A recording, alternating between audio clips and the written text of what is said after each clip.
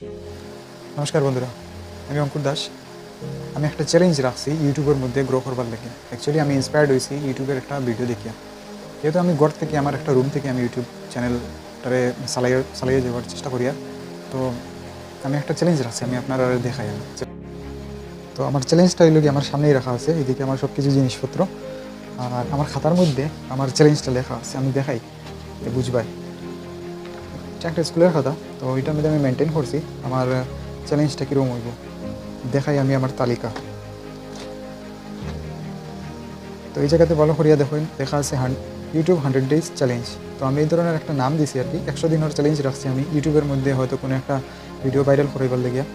যেহেতু আমি আজকে একটা ভিডিও ছাড়িয়েছি, মোটামুটি এটার মধ্যে লাইক ভিউজ পাকাবালা হয়ে গেছে আমার হিসাবে, একজন স্মল ক্রিয়েটার হিসাবে। তো এই ধরনের আমি একটা লিস্ট বানাইছি, আমি দেখাই ভালো করিয়া। প্রথম দিছে এই লোকের ডে, মানে তো সব লোকের ডে, টোটাল 100 ডেজ আছে দেওয়া। আর আমার চ্যালেঞ্জ হইল কি, ডেইলি একটা হইলো ভিডিও আপলোড করতাম, শর্টস ডালমো আপাতত, যত সময় না পর্যন্ত কোনো একটা ভিডিও ভাইরাল না হয় আর ভালো করে পুশ না করে আমার চ্যানেলটারে। তো আমি 1 2 3 করে পুরো একদম ডেজগুলা 100 পর্যন্ত লিখে রাখছি। আর কইতে গেলে আমি টোটাল 2 দিন কমপ্লিট করে নিয়েছি। 2 দিন আমার শেষ, গতকালকে আর আজকে আমি 2টা ডে কমপ্লিট করে নিয়েছি আমার চ্যালেঞ্জের। আমি 2টা মানে ভিডিও আপলোড করে নিয়েছি, ফার্স্ট ডে আর সেকেন্ড ডেতে আমি ভিডিওগুলো আপলোড করে নিয়েছি। এখন নেক্সট আগামীকালকে থেকে শুরু হইব আর কন্টিনিউ থাকবো না 100 ডেজ পুরাই। আমি এই চ্যালেঞ্জটা অ্যাকসেপ্ট করছি।